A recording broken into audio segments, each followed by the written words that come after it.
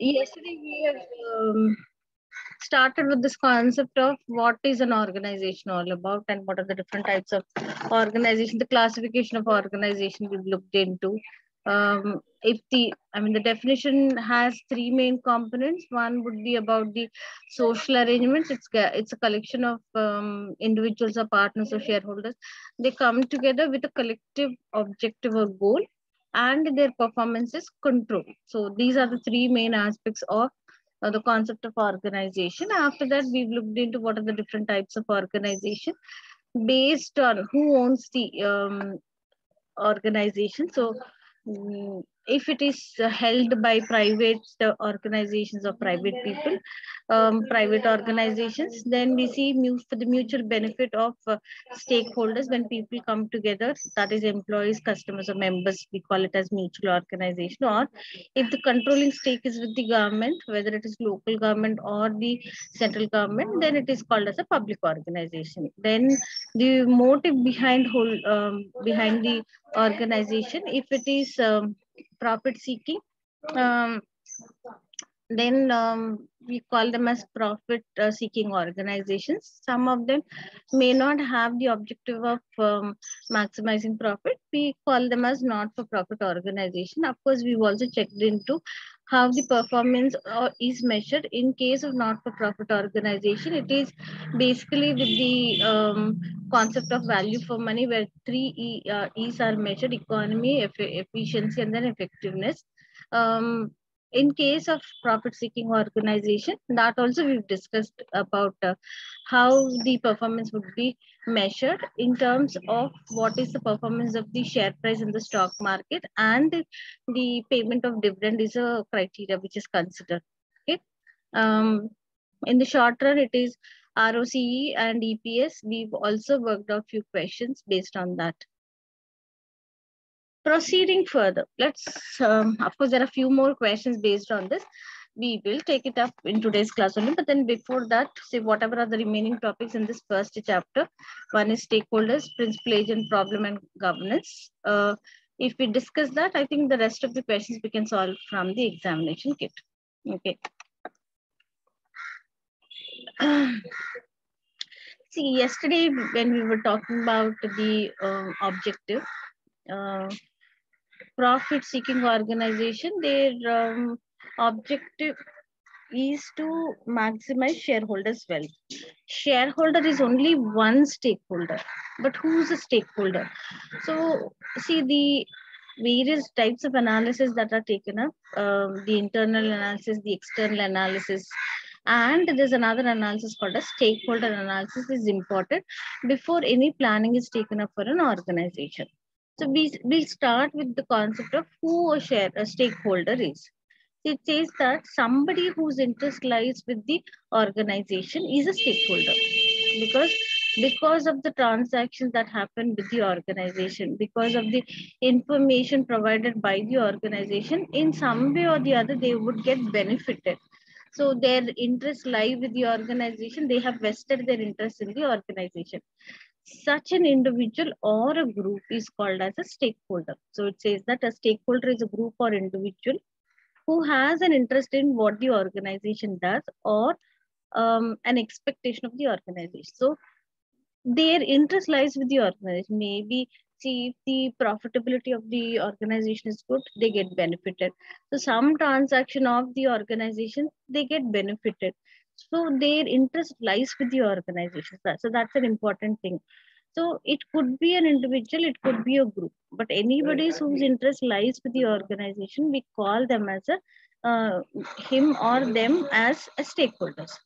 So stakeholders have both an interest in and influence over the organization, though to varying degrees. So all of them, of course, definitely cannot be on par, depending on the criteria. See, basically, there are two things which are taken into consideration. We see that whether they are powerful or they are powerful or not is one criteria. Another criteria is to what extent are they interested. Sometimes though they are powerful, they are not interested. So in that angle, from that perspective, we have to look into. Okay, so stakeholder is a group or an individual whose interest lies with the organization. Simple. There are three different types of stakeholders: internal, connected, and external. The internal stakeholders are employees, management. They are internal stakeholders. We have external like we see government, anyone else like environmentalist group, trade unions, etc. They are all external stakeholders. In between this internal and external, we see another group of stakeholders called as connected stakeholders. So connected stakeholders are those that are connected with the organization. Here there is an example given as shareholders, suppliers, customers. They're all connected with the business. So they're called as connected stakeholders. So there are three different categories of stakeholders: internal, employees and management. We see connected stakeholders, suppliers, customers, investors, all types of investors. Okay, they are connected stakeholders. External, like government, environmentalist group, media, general public. So they are all external stakeholders.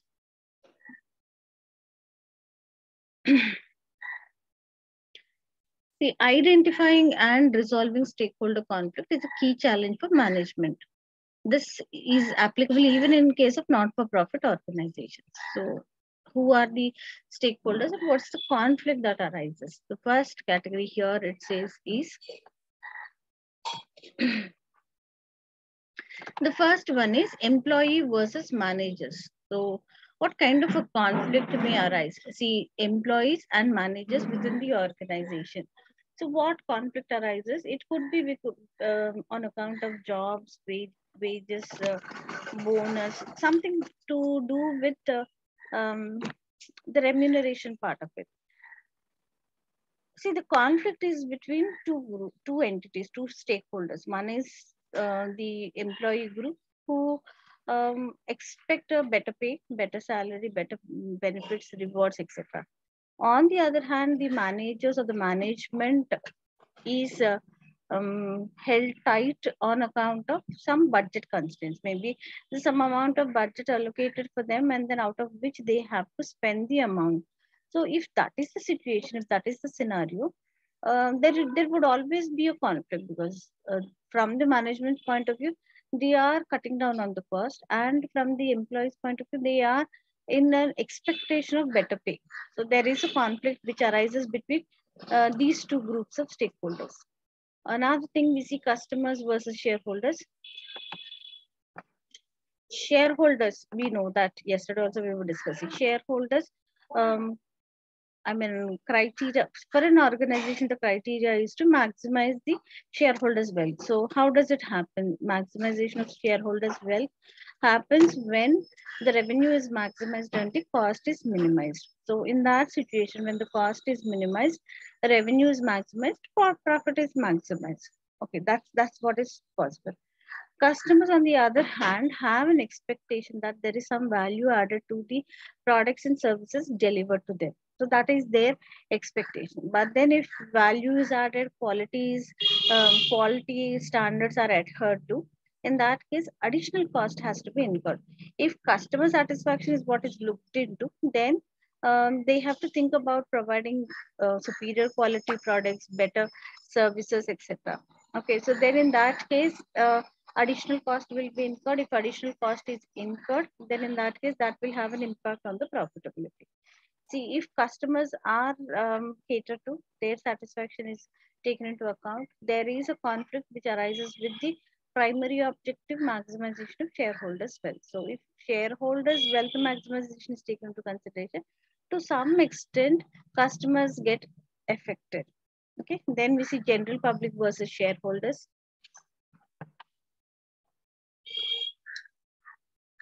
Shareholders profit maximization, yes, we understand that already. We've discussed that also. General public also do have, see, though they are not connected with the business in any manner also, there is still some impact on the minds of the general public. See, environmentalist groups are there. Then the general public also, see, the possibility of they getting connected to the business lies with what kind of an information is provided by the organization. So normally we see this in case where because of the activities taken up by the organization, there may be some impact on the environment. If that is the feeling of the environmentalist groups or general public, there is a chance that in future they may not be willing to be associated with the organization. They may not purchase the goods and services of that particular organization.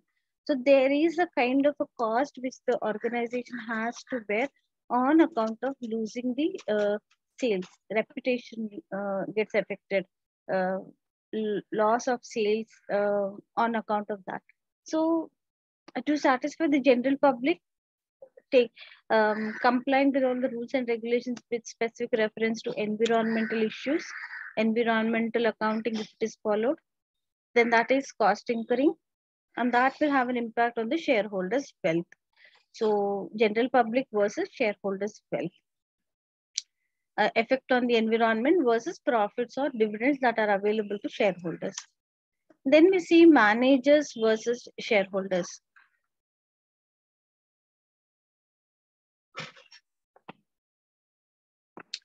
Managers look at independence. This is the concept what we're going to look into. One second.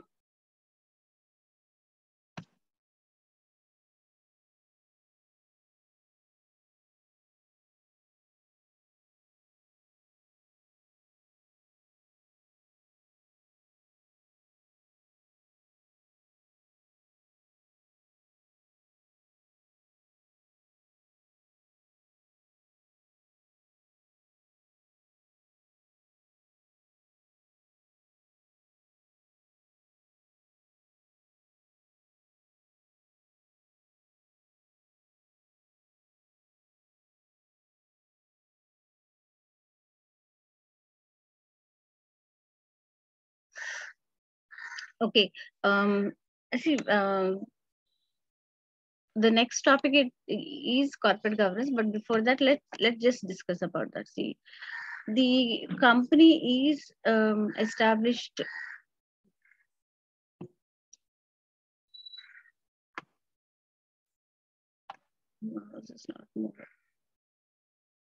See, when there is a company established, that would be established by the funds invested by the shareholders. We see that the shareholders pool up the amount, and the company is established. Of course, the promoters take a role, but the funds are invested by the shareholders. But do they take the decisions to run the company? No, they do not. So now who manages this company? See, the management, the board of directors and the strategic managers or the top managers, they manage the affairs of the company. Okay. So now here we see that there is a relationship that exists between the stakeholders, the shareholders,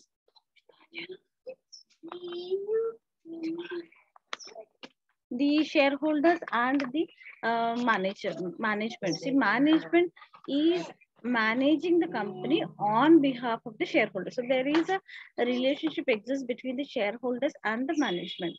Now, shareholders are the owners, management, the top management or the board of directors are acting on behalf of the owners. So there is a relationship that exists between these two, and these two groups is the relationship of principal agent. So they are acting on behalf of the shareholders to run the company. When the company benefits, so that benefit belongs to the shareholders. So now this is what is the scenario what we can see here.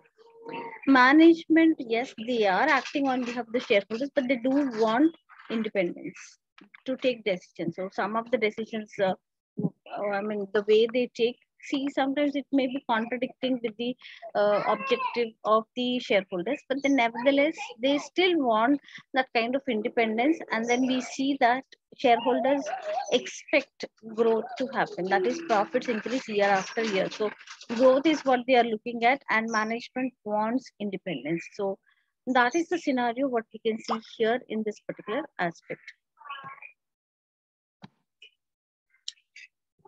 The next one, as I have explained, that principal agent problem and corporate governance. So how do the management govern the corporate or the organization is the concept what we have to look into now. See, the principal agent problem. The principal agent problem arises when the owners of a company who are the principals, that is, they own the company, but they do not run the company. They do not manage the affairs of the company. Okay, employ directors and managers, the agents, to manage the company.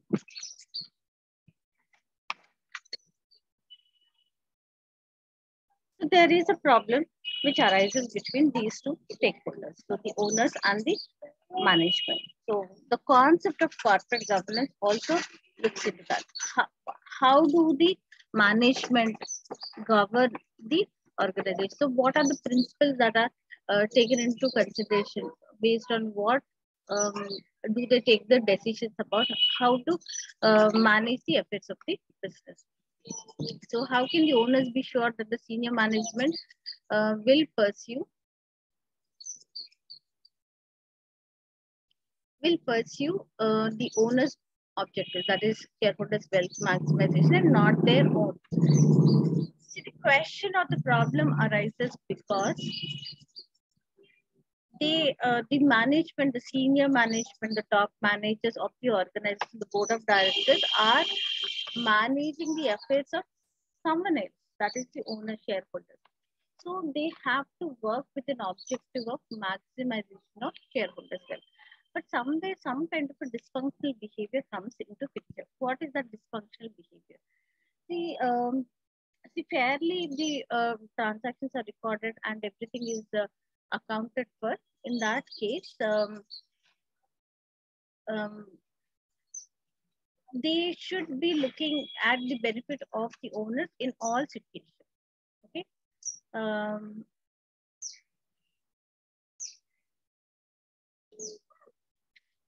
let's say that managers are, for example, in a situation where managers are entitled to receive a reward or some commission or a bonus or something like that, in situations where the performance of the company is up to a particular mark. Let's say there is a profit margin of 15% on.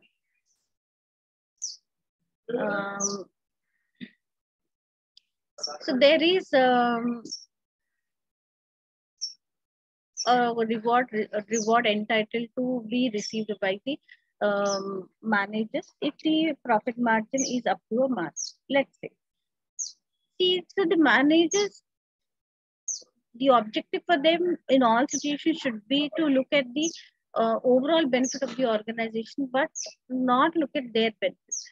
So, because here we see that this example, they are entitled to receive a particular percentage of bonus. So, in that situation, they may misrepresent the financial statements, differ certain expenses, show certain incomes which are incomes of the future period as current incomes, etc. So somehow manipulate or window dress the financial statements to project the financial performance to be up to a mark.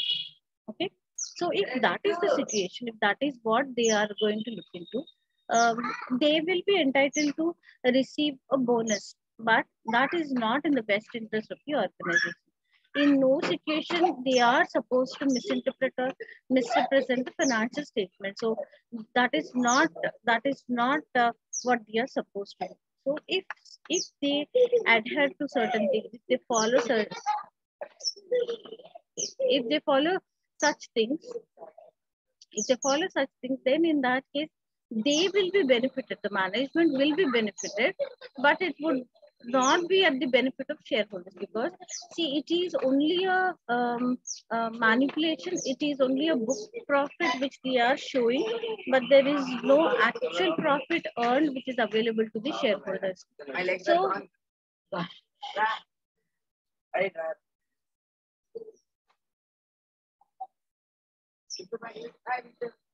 there is no benefit for the shareholders. That profits are available to them.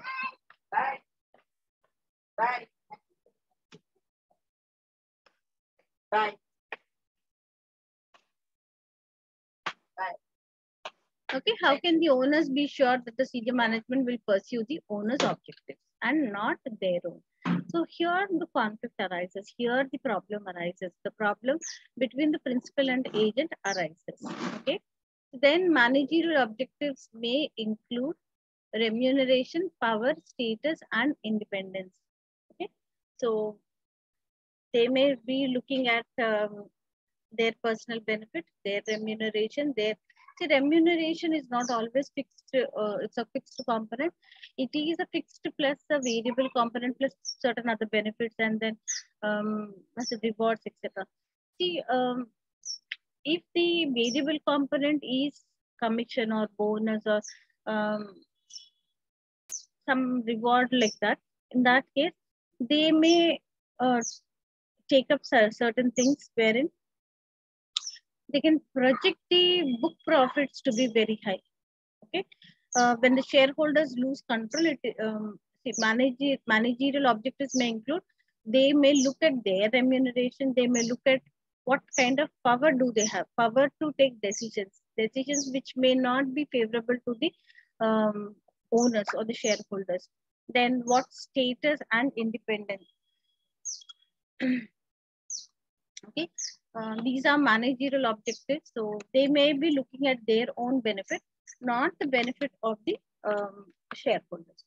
Next, we see that when shareholders lose control, it is known as the divorce of ownership from control. So see, shareholders also do have the voting rights. They also participate in decision making, but completely they are not the ones who manage the affairs of the business. They have the controlling stake by casting their votes whenever decisions are taken. But day in and day out, they do not manage the affairs of the business. So here it says that when shareholders lose control, it is known as the divorce of ownership from control. It is most likely when organizations are large and complex.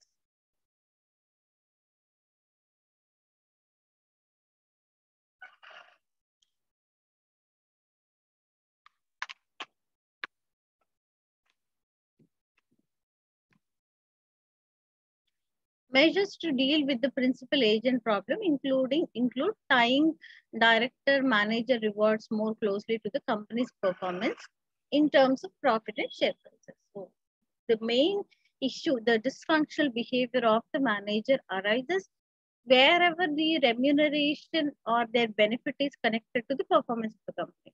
So whenever they are entitled to receive a percentage of benefit or bonus or anything, then they may um, then they may uh, be up to manipulating the financial statements of the organization.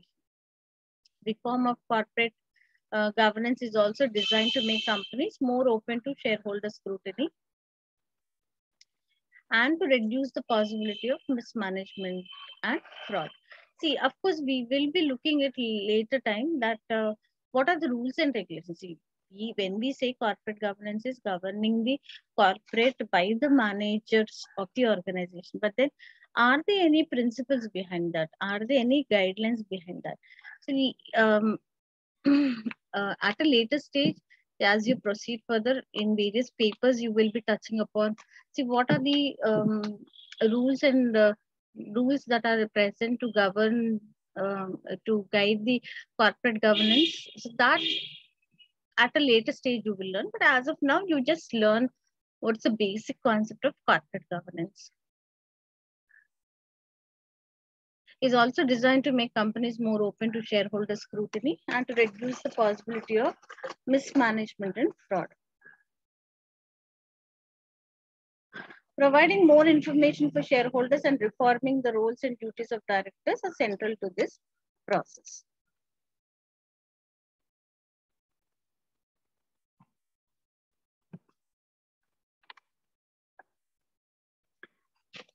Let's learn about another concept called as transaction costs.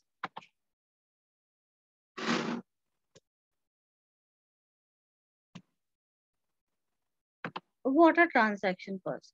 The transaction costs are the costs incurred when making an economic exchange.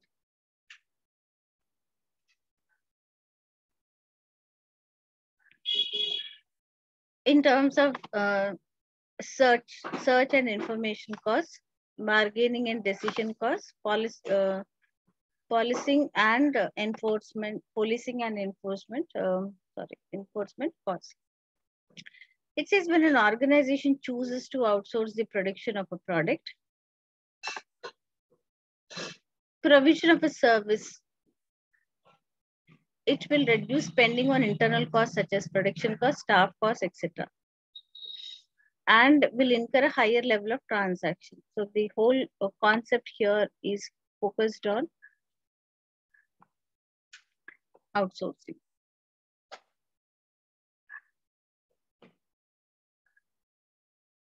I will explain in detail about what's outsourcing.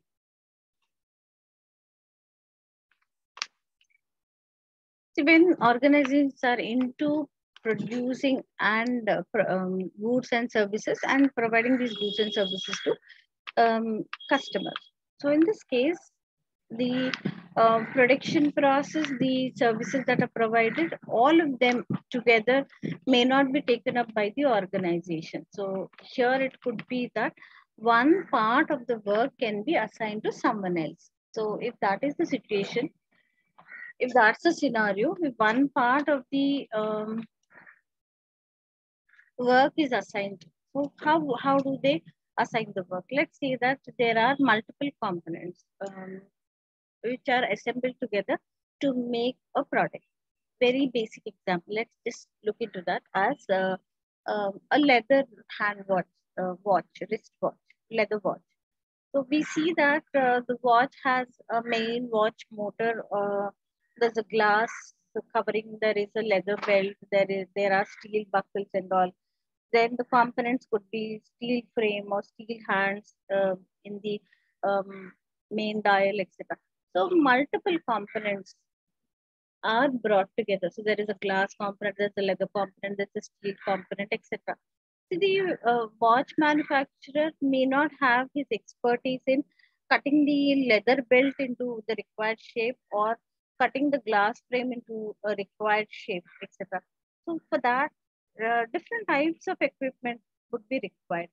Now, in that case, he may assign the work of making the leather belt or glass, cutting that glass into that required shape to someone else. Maybe someone has that expertise to make these components usable. See, if the watch manufacturer, this is a basic example, if the watch manufacturer keeps investing amount into leather manufacturing equipment, glass cutting equipment, etc., so his core expertise is into making the wristwatch, not the other components. If that is the situation, then he may not turn out to be the most efficient one. For him, it would be additional cost. But somebody who's dealing with these components, like cutting the leather, strap into the perfect shape, etc. Maybe they are into leather business, so for them it will be cost efficient.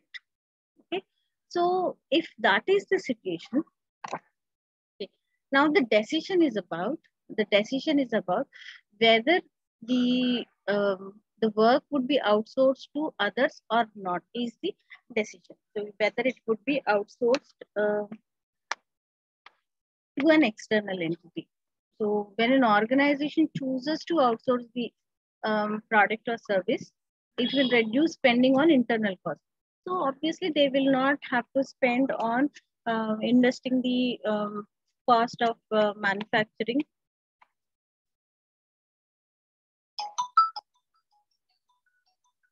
One second.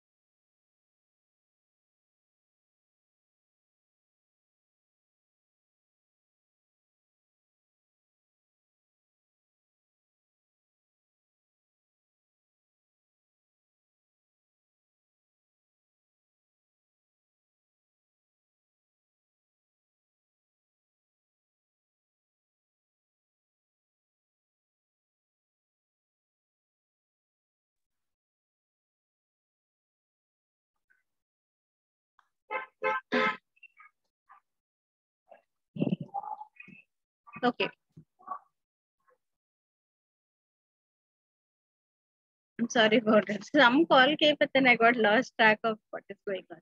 So, see, if the a part of the work can be assigned to someone, and then they can get benefit out of that, the I mean, the cost of investing into that will not be taken up. So here we would look into this as whether they should be spending on internal costs like production, staff cost, etc., or they would get the benefit from the external entity, external supplier. So that is the decision what we are looking at when we talk about transaction costs. Now, the variables that dictate the level of transaction costs are frequency, uncertainty, asset specificity. Organizations that tend to lead to high levels of transaction costs through use of outsourcing. So there are certain problems with outsourcing as well. It is not always about cost efficiency, cost saving. So it's not always about that. Okay, so then how when they outsource the work to external entities. Here we see that there is a concept called as shared service centers. I will explain to you what are shared service centers. Then we see network organizations, then flexible staffing. See, when we talk about shared service center, so the work is assigned, but it is not an external entity or external supplier who's providing the products and services. It is an internal part. It is an internal part of the organization. Business unit is separable and distinct from other units. See, which means that how does it work out? Let me just explain that. With some of the organizations, we see that the units are spread across multiple locations. So each location there is a unit there. But do they carry on with all the activities at all locations? No, that is not done. See, the work is carried on. The main work, like manufacturing of the components or products, the manufacturing unit may be located only at one place, and from there the components are manufactured and moved to the other places, etc.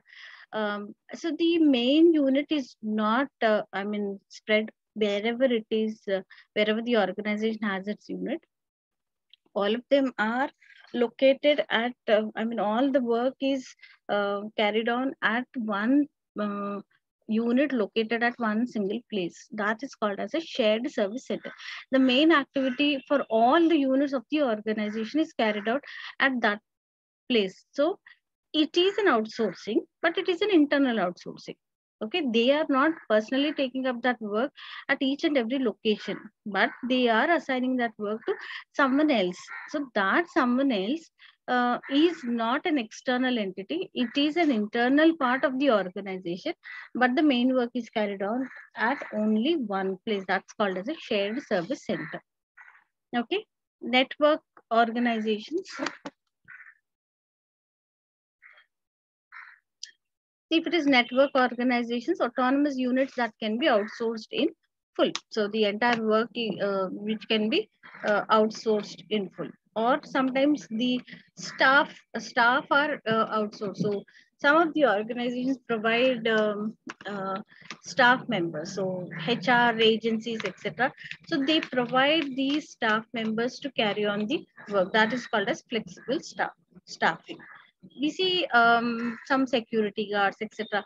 See, they are employed by the security agency, but the staff is provided wherever they are required. That is flexible staffing.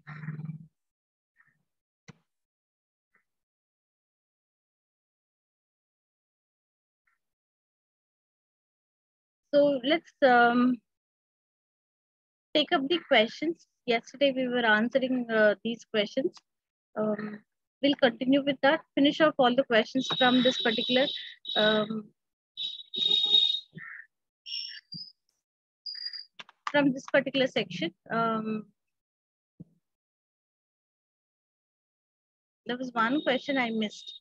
That was question number 6 yesterday.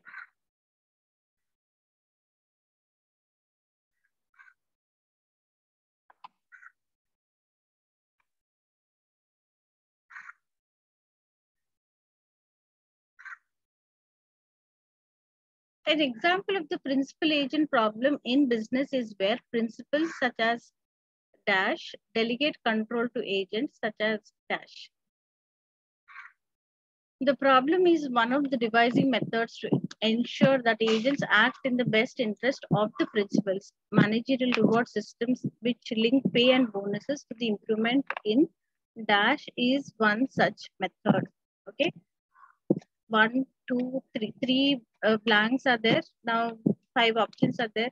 We need to fill in this blanks. An example of the principal agent problem in business is where principals such as dash Such as delegate, shareholder okay, delegate control to agents such agents, as such as management. management. The problem is one of the devising methods to ensure that the agents act in the best interest of the principals. Uh, Managerial reward systems which link pay and bonuses to the improvement in dash is one such method. Shareholder wealth. Shareholder wealth.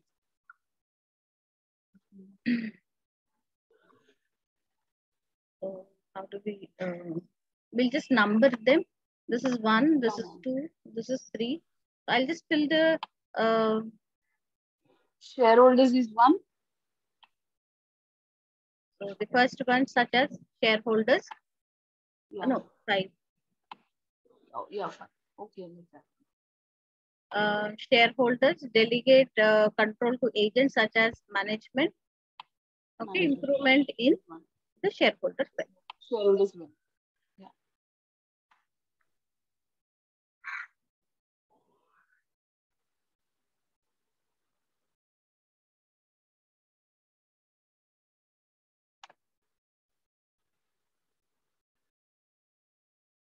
Earnings per share is sometimes used to make decisions about shareholder investment in the short term. What's the main weakness of this measure? EPS. EPS, what's the limitation or main weakness of EPS? It is difficult to calculate. It varies depending on the profit achieved by the company. It does not measure change in shareholder wealth. It can only be calculated once each year. Yeah. Is it difficult to calculate? No, EPS is not difficult. It's just BA. It varies depending on the profit achieved by the company. Profit differs. See, the numerator has profit, the profit that is available to the shareholders. When profits change, this also changes. So definitely it varies depending on the profit achieved by the company. It does not measure change in shareholder wealth. Change in Yeah. shareholder wealth. Last one, it can only be calculated once each year. There's nothing like that. See, EPS has a broader term. The numerator has net income available to shareholder. See, this Yeah. net income, a part of it is divided to the shareholder. Another Shareholders. part of it is retained in the business. See, Business. what Yeah. part of it is retained in the business, what part of it is uh, distributed, there is no mention. Only thing is what is available. See, let's say that a major portion of the net income is retained in the business.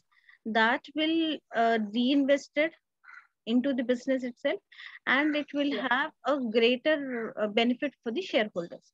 So it does not measure that change. The availability is only calculated as EPS. What amount of profit is available is all what is calculated. The amount of profit available divided by the number of shareholders.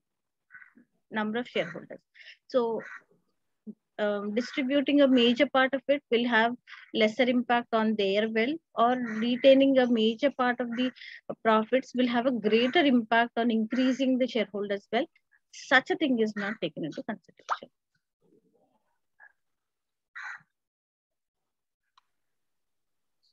The answer is C. It is a CCC. shareholder.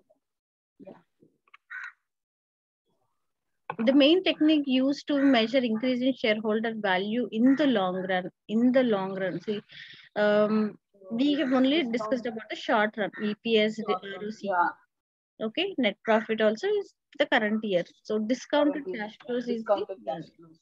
Because when benefits are expected to be earned over a long period of time, so the value of the shares is calculated by discounting all the future cash flows to the present value. The sum total of all the discounted future cash flows is called Yeah. as the share value of shares.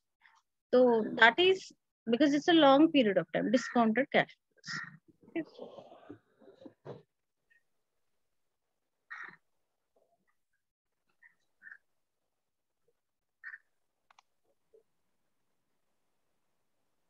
13th question, employees are dash stakeholders while finance providers are dash stakeholders. Which two words fill the Employees are employees are employees are internal stakeholders, so internal will be A and D. and Finance providers finance providers are connected. connected. There's no concept called as supplier stakeholders.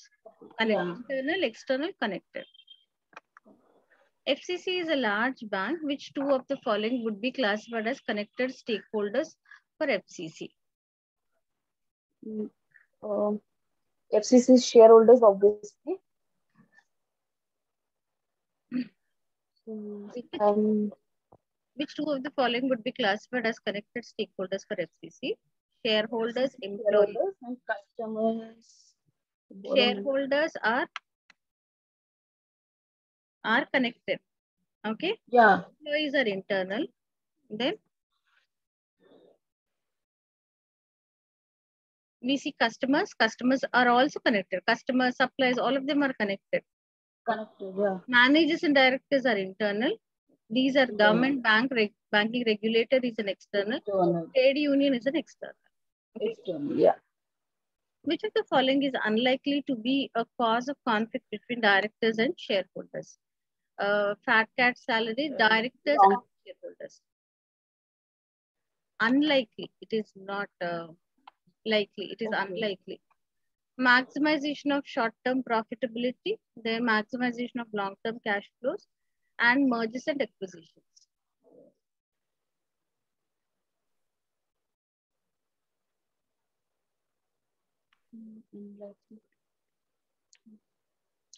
Maximizing of long-term cash flows.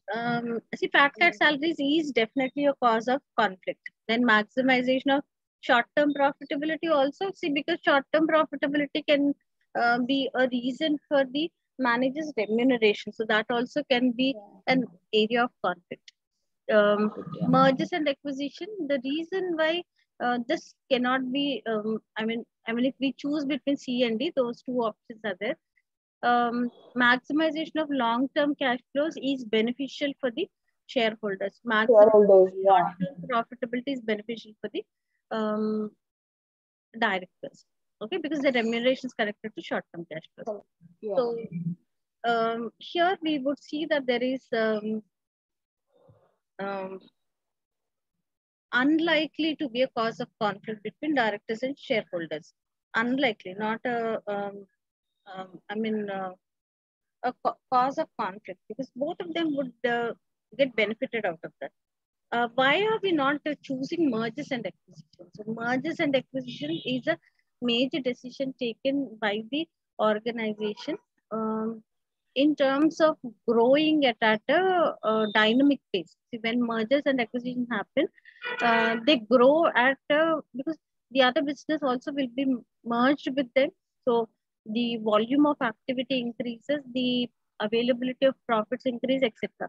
But it is a dynamic step, which is a difficult one to manage by the management. Okay, so that is a cause of conflict there.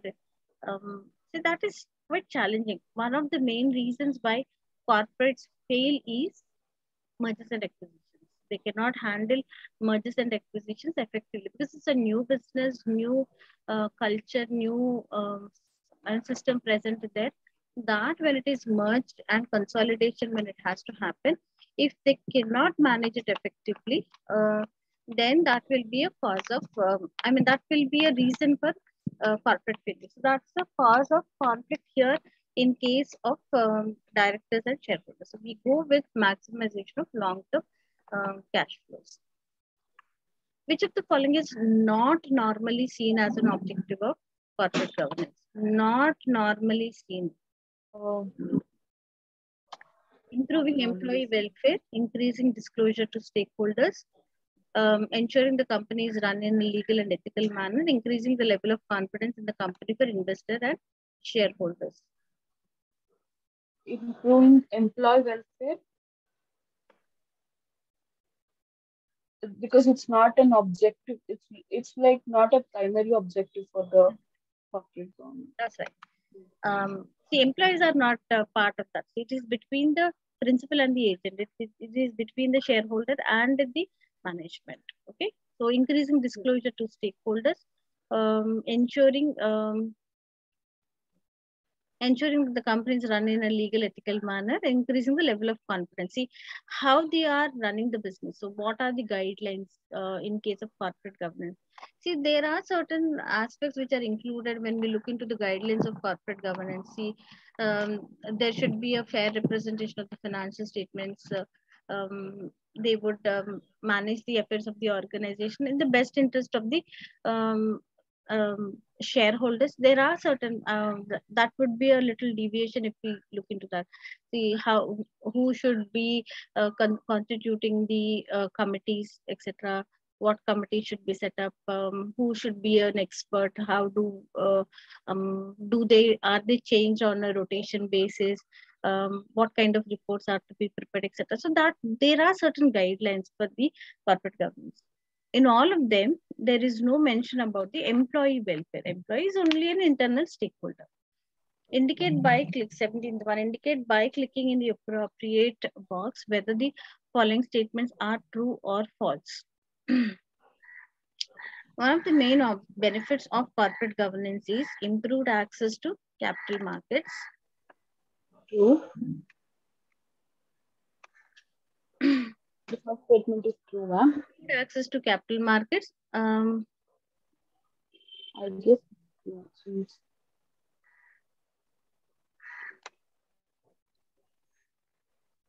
You say it is true, yeah, ma'am. Since right? good, if the corporate governance is uh, like if it's going good, then it improves the company's value in a certain level. Value in the capital markets. One of the main Yeah. benefits is improved access to capital markets. Yes. Under the principles of good corporate governance, the CEO and the chairman of the board will normally be the same person. Not me, not necessary. See, there is Oh, a hierarchy. In this hierarchy, we see that the CEO is at the top level, at the pinnacle, the CEO is there. Then we see others also in the hierarchy, chairman and the other top managers, etc. So both of them are same is not the true thing. yeah. Transaction costs are associated with which one of the following? Materials, Outsourcing. outsourcing, materials procurement, flexible working arrangements, outsourcing, lobbying. Outsourcing. Outsourcing. Yeah. So now we will be looking into microeconomic and organizational context. Second part, that is about the market system.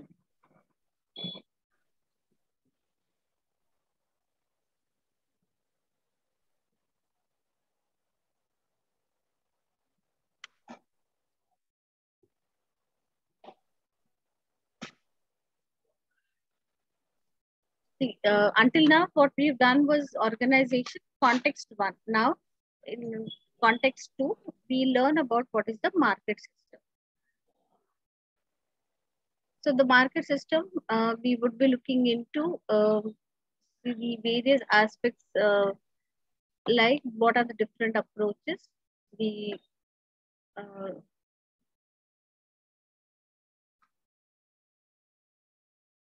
the demand elasticity, supply equilibrium, what in case the markets fail, interference with market prices in economies of scale. These are all the subtopics what we will be looking into.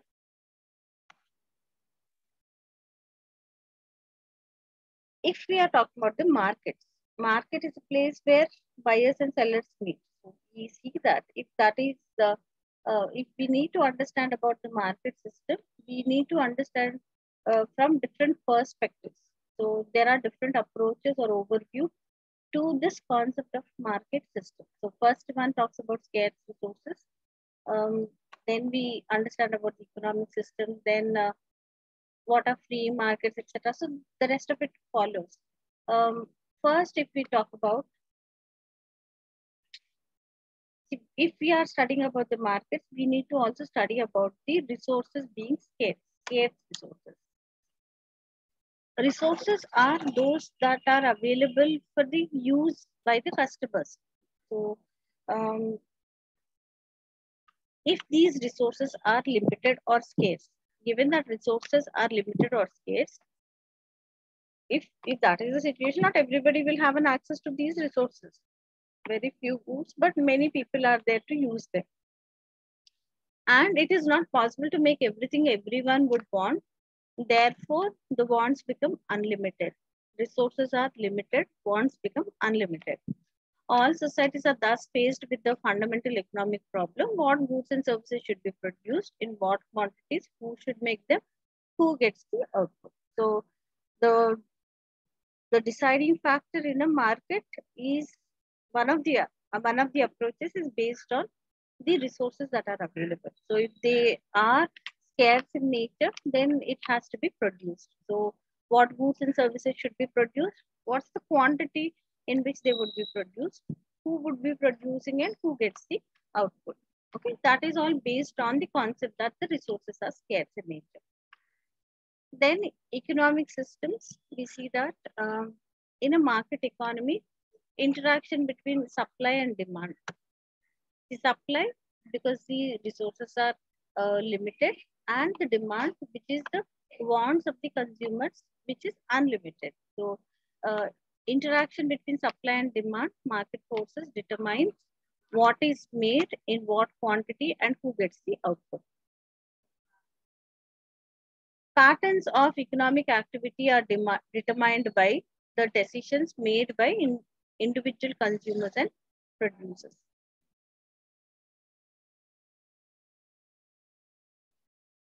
The opposite extreme would be a command economy where production decisions are controlled by the government. In reality, most modern economies are a mix of free markets and government intervention. See, there we in the first place we see that we do not see a match between what is available, the resources, the supply, and what is demanded. So there is a mismatch here. So in this case, uh, already the questions raised are what should be produced, what goods and services should be produced, who should be produced in what quantity, and to for whom should this output be produced, etc. Now we see that there is a role of government in most of the economies where government intervenes, and then they have a control over uh, the producer, the manufacturer, and the way he provides it to the customers. In some of the economies, we see that there is a freestyle. Whoever has the ability to produce, they produce and then supply to the consumers. So here we see that there is a role of government which is played in the way the production is taken up. See, the opposite extreme would be a command economy where production decisions are controlled by the government. In reality, most modern economies are a mix of free economies. The capitalist countries where the producer has um, that freedom to take decisions for himself. So that is what we see. But again, it is not completely in the hands of the seller, the producer, but to some extent, even the government also interferes into the affairs of the business.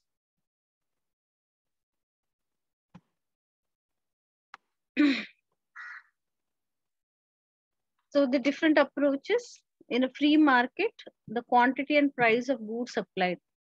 So we see that as the supply keeps increasing. Now this is the supply curve. What it should be the price which has to be decided for the goods. Let's say if this is demand curve, if this demand is high, if the resources are low, already we've seen that resources are scarce. So when the supply is low, as the supply keeps increasing, the demand keeps decreasing. When both of them meet, that is the point where this can be called as equilibrium quantity and equilibrium price. In a free market, the quantity and price of goods supplied in a market are determined by the interaction between supply and demand. A market price will be set by the invisible hand of the market through the interaction.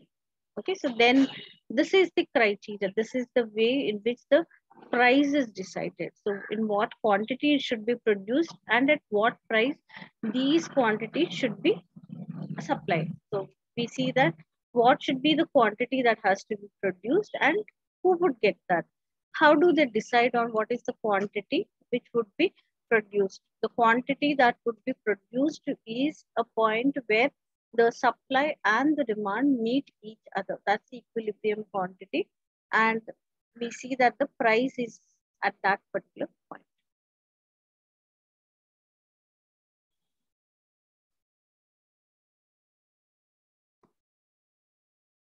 What is demand?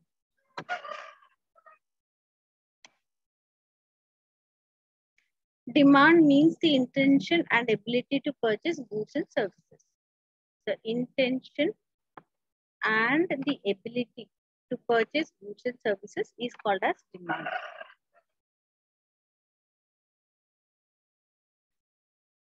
The conditions of demand are all those factors which influence the demand except the price of the goods.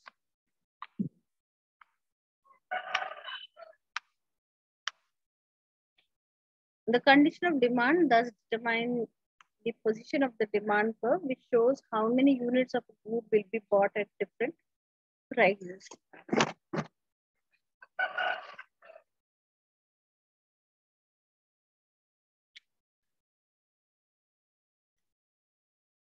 The main condition of demand for an individual are income, taste, prices of other goods, population changes. Then changes in condition of demand leads to shifts in demand. Either by increasing demand, a shift to the right, or decreasing demand, shift to the left, where demand changes evenly, though the price is unchanged. You must be aware of the law of demand. We still have not touched upon what's the concept of law of demand. See, there is a relationship which exists between the price and the quantity demanded. Even the quantity demanded,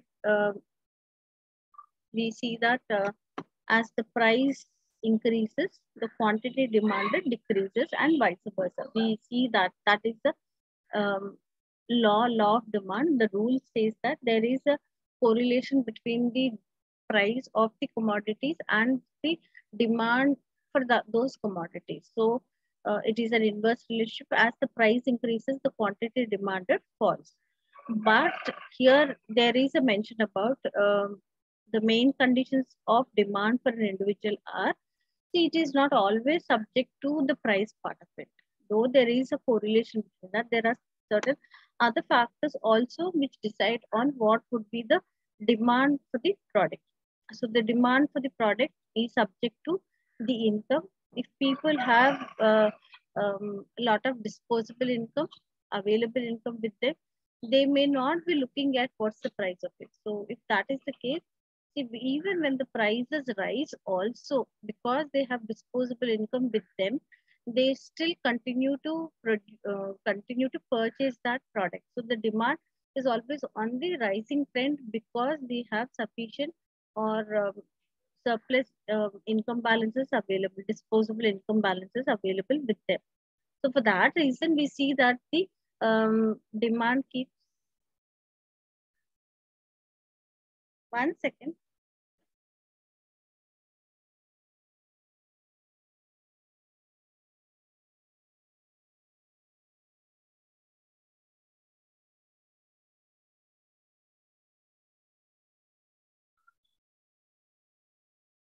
Sometimes when during periods of recession, etc., when there are no balance, no incomes available, see, even if it is a necessity, also they still do not purchase that. So we see that there is a shift in the demand uh, on the downward side, so decreasing trend. Okay, that's one thing. Depending on the taste, because people like that or dislike that, demand can vary. Okay, the prices of other products, like um, example, let's say there are certain products which are complementary to each other. See, shoes and socks. See, when let's say the prices of shoes reduce, then the demand of shoes will increase. Along with that, the socks demand for socks also increases.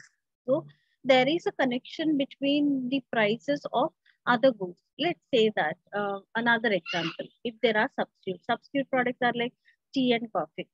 Let's say the price of coffee increases, so people may not be interested in spending for coffee. Rather, they may shift towards the purchase of tea. See, there is no change in the price of tea whatsoever. There is no change in the price of socks whatsoever. In spite of that, there is a variation in the demand for these products because the price of the other products is varying. So that is what we see.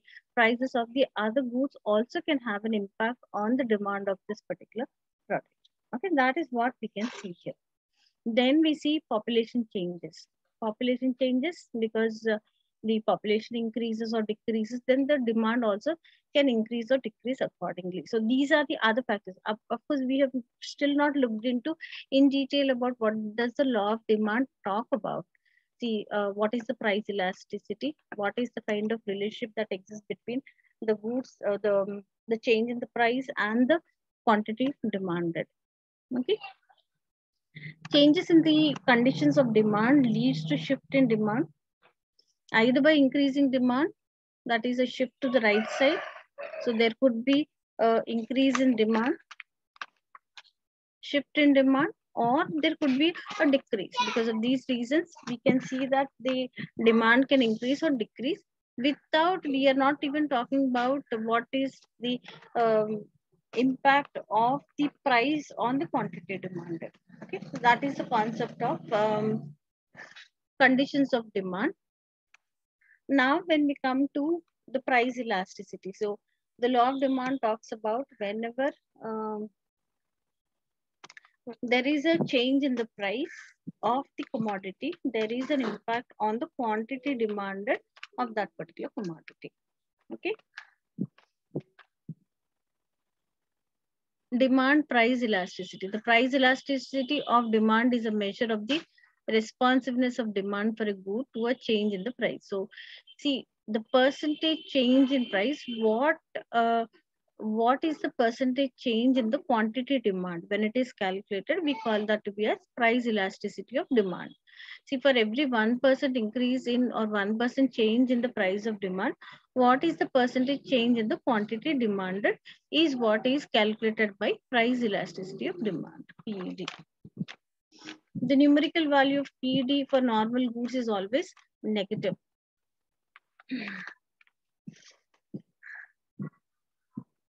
Percentage change based on, okay, average ARC method, average price and demand. So we will be looking into the numerical aspects of it. See, the main factors which determine the price elasticity of demand for a good are the proportion of income spent on the goods. If it is a very minimum, let's say salt, how much do they spend from their regular income? The proportion of income, very little portion is spent on certain commodities like salt, etc. So even if there is a change in the price of that commodity, also we do not see, and that being a necessity also, we do not see much impact on the demand of that particular product, because a very little portion of the amount, little portion of the income is spent on these goods. So the proportion of income spent on the goods is one aspect. Second one, the availability and closeness of substitutes. So whenever there is a change in the price, if at all, if there is a substitute available, people comfortably shift towards the substitute. So in that case also, see, we do not, um, I mean, attribute it in proportionately to the changes, but more than proportionately to the changes in the price, for the change in the quantity demanded. So that is another aspect of it. The time period under consideration. So what's the time period in terms of the what during what time period, or what is the scenario in the economy? So in that aspect, the definition of the market, whether it is wide market or narrow market. See, wide market, there is see, we see that lot of activity which goes on in the wide market. There are many buyers, many sellers present in the market. That's a wide market. If it is a narrow market, not much. It's a niche market. Not many sellers and many buyers are present there. So if it is a wide market, example given is food market, because lot of activity goes on there. Many sellers are there, many buyers are there. So there's a lot of activity. Very specifically with peas, see, not everybody would be using peas. So it's a niche market. If we refer to that in context to the complete food market, peas is only one small item where most of them may not be even using those peas. Okay, that is um, that's the examples for wide and narrow market. It says that price elasticity of demand is important because it shows how the total amount spent on a good would change if the price of the good was changed. See, if there is a change in this price of the demand, that is, it could be either increasing or it could be decreasing. See, what impact does it have on the quantity demanded? So does it increase or decrease? So what changes are taking place for every percentage change in the price? That's that's about price elasticity of demand. Thus, businesses need to be aware of the price elasticity of demand for their products if they are to conduct a rational price policy.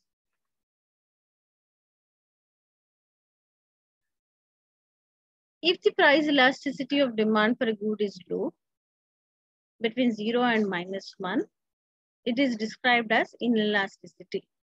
Okay, so remember, it is not responding to the change. See, 0 for every 1% change, what is the percentage change in this? So it could, if it is between anything between 0 and 1, no change happening at all, 0. See, in the reverse direction, it is happening. If it is -1, anything between 0 and -1, it is described as inelastic. Okay, and the price rise fall will increase in decrease, will increase or decrease the total expenditure of it and total revenue of the firm. Then we see that if the price elasticity of demand for a good is high, a lower number than -1, it is described as elastic. Okay, so what the change is, percentage change in the denominator should result in a percentage change in the numerator. Anything between 0 and -1 is inelastic, but anything beyond -1, it is elastic. Numerically, we will also put in few examples there and then answer that. Until now, I will just quickly take you through the MCQs.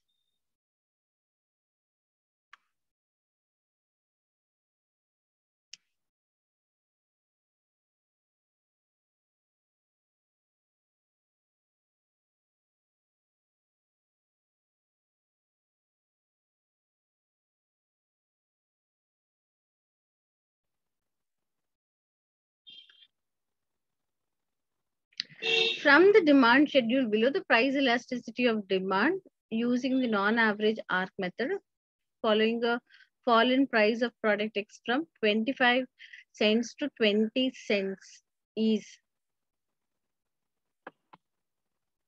what actually is happening with the quantity. When the price was 25, the quantity demanded was 20. When it fell down to 20, the quantity demanded has increased to 25. See, how do we calculate PED, price elasticity of demand? So percentage change in the price divided, percentage change in the quantity demanded by the percentage change in the price. So that's what we have to calculate. Okay, so See, if we are taking 25 as the base, yeah, 25 it's as the the base, quantity demanded. 20 is what? Or 20 is the price. This is base is 100%. Okay. So the fall in the price to 20 will make this as what percentage? So that should be 80, I guess. Yeah.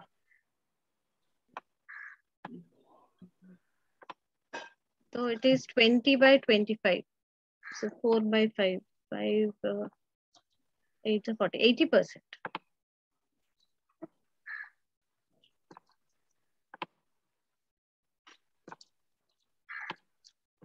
So the percentage change in the price is minus 20%. From 100%, it fell down to 80%. Similarly, for the quantity demanded, if we see that 20 is base, 20 is 100, so it rose to 25. So in that case, what is the percentage increase in the quantity demanded?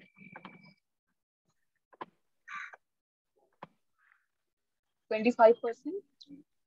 25 is what percentage? So 25 by Oh, okay. 20. 25 into 100 divided by 20.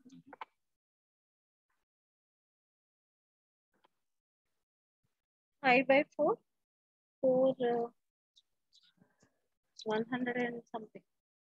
125. 125. So 125%. So the numerator is increasing by 25%. Denominator is decreasing by 20%. The 20%. change in the price. Okay. So here we have this one calculated as the numerator has an increase of 25%. PED is equal to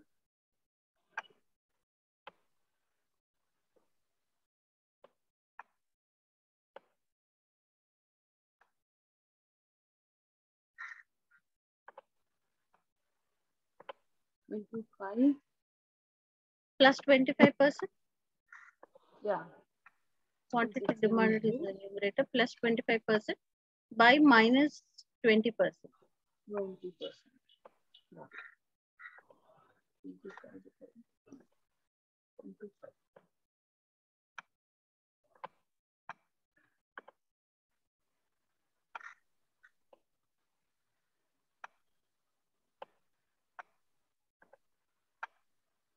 Just tell me what the value is.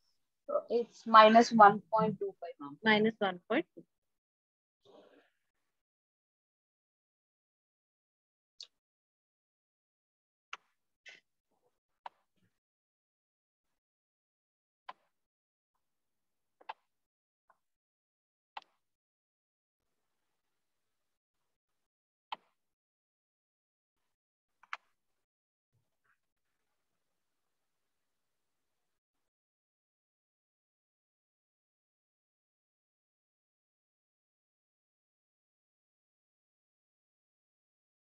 From the following demand schedule below, the price of elasticity of demand using the average R method, following a fall in price of product X from 25 cents to 20 cents.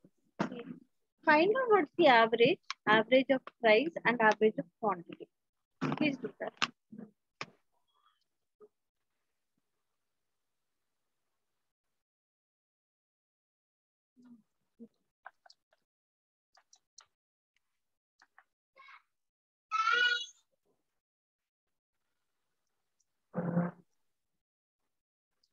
Thirty, 50, 55, 70, 80, 90, 90 by 4. No. This is 90 by Yeah,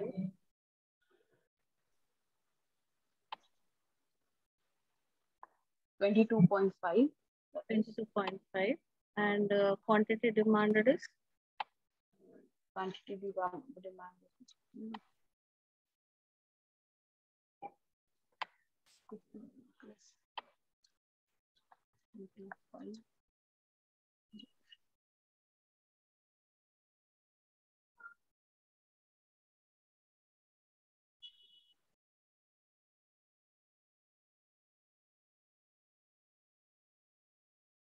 It's the same, ma'am. 90 quantity.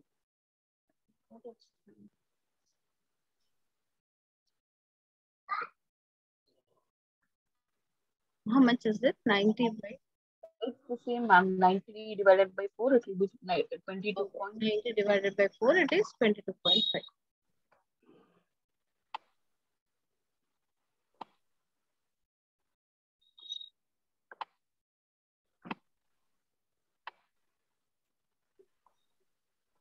See, when the price fell from 25 cents to 20 cents, okay, so that is the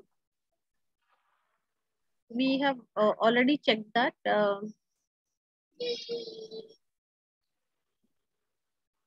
the average uh,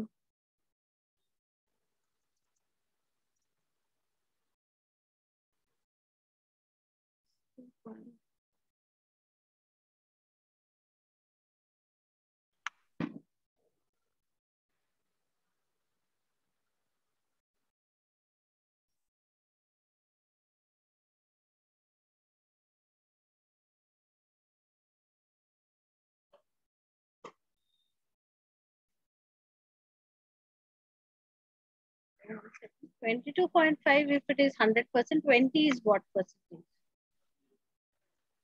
Just check that.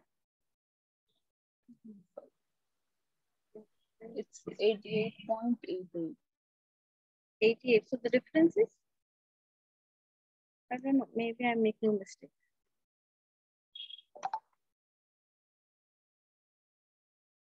Let's do 20 later on. 21, which of the following is not held constant when we draw the demand curve? The price of complementary good, the price of substitute, consumer's income, the price of the good, which is not held constant when we draw the demand curve.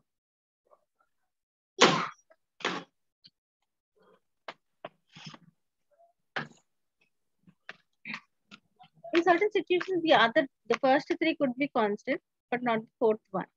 The price of the good has a inverse relationship with the quantity demanded. So when the price increases, the demand decreases, and vice versa.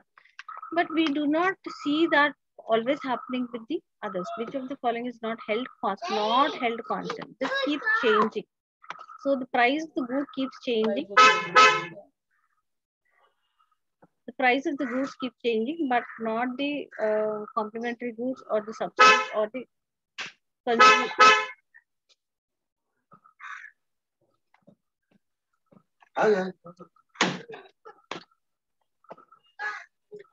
Let's look at 22nd. The demand curve is drawn assuming all but one of the following remains unchanged. Which item can vary? Consumer taste, the price of the product, the prices of other products, disposable income. A demand curve is not assuming. Yeah. Price of the product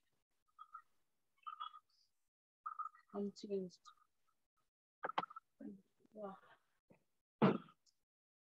All of the assuming all but one. So which one remains unchanged? So that is about the price of the product. A demand curve is drawn assuming all but one of the following remains unchanged. Remains unchanged. All of them remain unchanged except one. One item keeps changing. So that one item which keeps changing is the price of the product. Okay. Double negative things are there. All of them but one.